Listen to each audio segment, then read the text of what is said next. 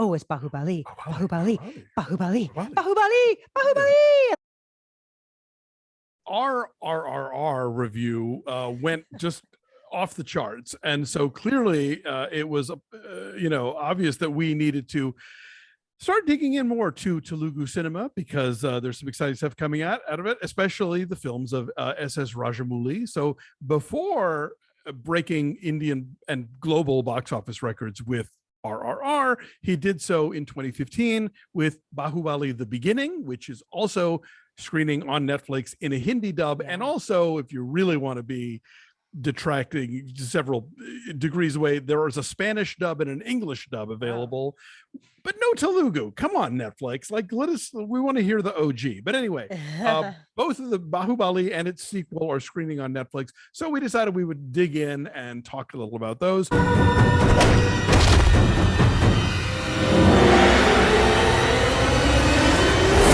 Christy, you want to try and tackle the plot here? This is going to be hard because it's like two different movies that eventually converge, but then there's like an hour-long flashback, and then they converge again. And then they leave you with a cliffhanger. So I was like, what? Because okay. There's also Baahubali, the conclusion, which we're also going to review eventually. First off, thank you guys so much to all of you who chimed in with suggestions. We are getting to as many of these films as we can, but predominantly these Baahubali movies are the ones that came up the most. So we wanted to get to those first, and so we will. Okay, so Prabhas is Baahubali, but no one knows that for a long time, because in the beginning, he's just a baby being magically held up by his mom, who is obviously royal somehow and is fighting to save him from people who are after him. And so, go ahead. Is it his mom, or is it like Isn't it palace? His mom? I thought it was like I thought the mom died in childbirth, and this was like a palace servant who was rescuing him from the thing. He's being rescued. Please let us know if we are wrong. Yes. Please let us know if we are wrong. So either way, he's rescued, but he has this incredible spiritual connection with this giant mountain and this waterfall, from his earliest days. The village family that takes him in names him Shiva, and he insists that he's gonna climb that mountain and get to the top of it and see what's up there.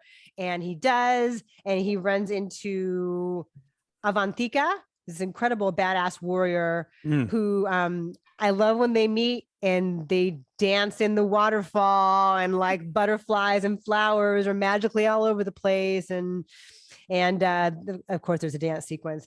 Of course. But this is just a crazy combination of history and like futuristic CGI. And I love that, again, we have the disclaimer at the top. No animals. It's not quite the elaborate disclaimer that RRR had, but they named off like very specific animal species that were not harmed. Now it's just a catch-all, like, hey, if you see an animal, it's fake. He grows up and he finds out eventually who he actually is, and that he has this brother and cousin.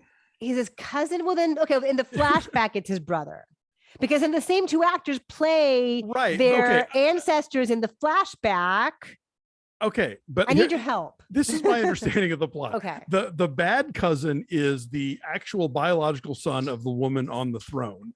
Baahubali is the son of a woman who died, but both the women they're both in line for the throne, and the woman's like they're both of royal blood.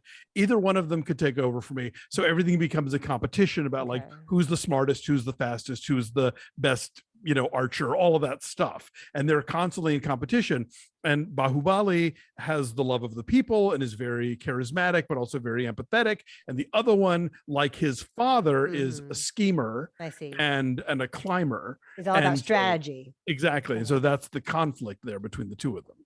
But isn't the whole last hour of it like a flashback explaining who Baahubali's family is? Yeah, Baahubali's father is the good prince, and then the other dude is the bad prince, and they clash and they go to war against this other tribe. And while technically mean cousin is the one who kills the other tribal chieftain, it is because of Bahubali's brilliant strategy involving giant flaming canvases that have been soaked with something that when you shoot a flaming arrow at them, they go whoosh and burn up a lot of soldiers. I was very confused a lot of the time. Clearly, there's a lot to keep track of here. It's a lot. It's also 2 hours and 47 minutes long.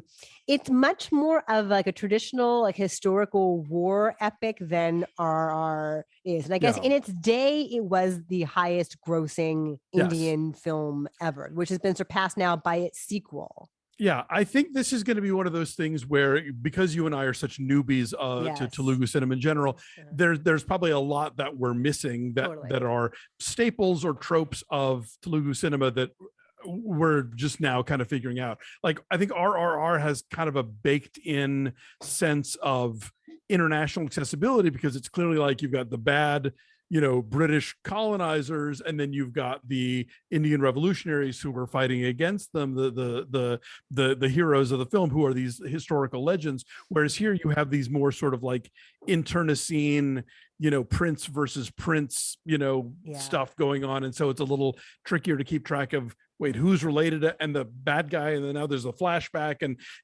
there's the cliffhanger is this guy who his entire, like, his people are enslaved, and like generation after generation is enslaved, that Bahubali was kind to and the other one isn't.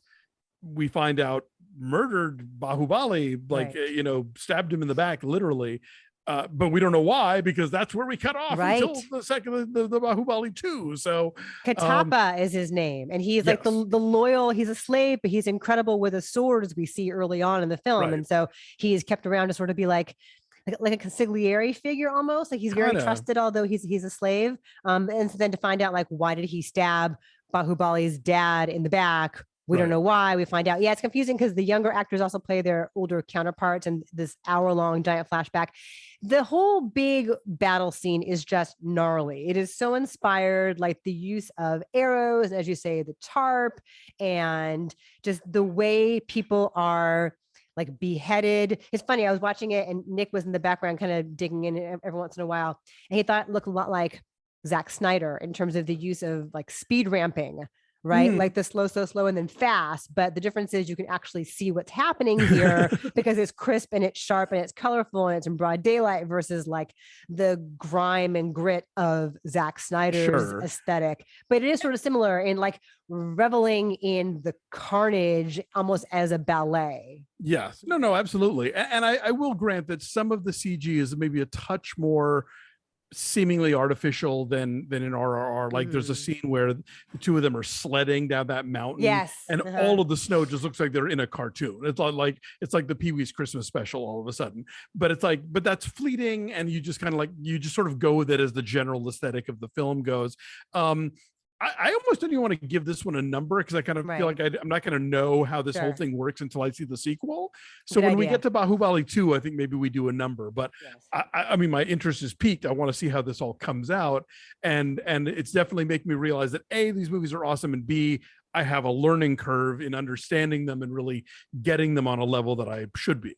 Oh, completely. I am there with you as well. But then there are moments that are universally rousing, like when the slaves realize one by one, like, oh, it's Bahubali, Bahubali, Bahubali, Bahubali, Bahubali. Like they're all chanting it. Like that's thrilling. That's like an I'm Spartacus moment right there. As they are erecting a 100-foot tall gold statue of the other guy, there's a lot happening here. That's just that's amazing. This is not quite so batshit crazy as RRR. Like it's thrilling, and epic, but my jaw was not on the floor over and over again like it was with RRR. Yeah, no, agreed. And I think that even though the female lead is presented as a kick-ass warrior, like it's always being made very clear that, like, she's no Bahubali. Like he's always kind of, as he's like, tattooing her while she's asleep, or like, turning her outfit inside out. Like there's always this notion that he's always like just a step ahead of her. Whereas I think in other versions where we see like badass guy and badass woman meet and they sort of like challenge each other, they are given a little more equal footing. But nonetheless, she is a force to be reckoned with. And it's a little creepy that he's tattooing her in her sleep to like match up with his hands perfectly. Like, you belong to me now. It's a little weird. Maybe it's meant to be romantic, but I guess. But look, it's a henna tattoo. I don't think it's permanent necessarily. So, So we'll do part 2 very soon. Yes. Let us know your thoughts on this. I know that so many of you guys love this. So let us know what we're missing. Please.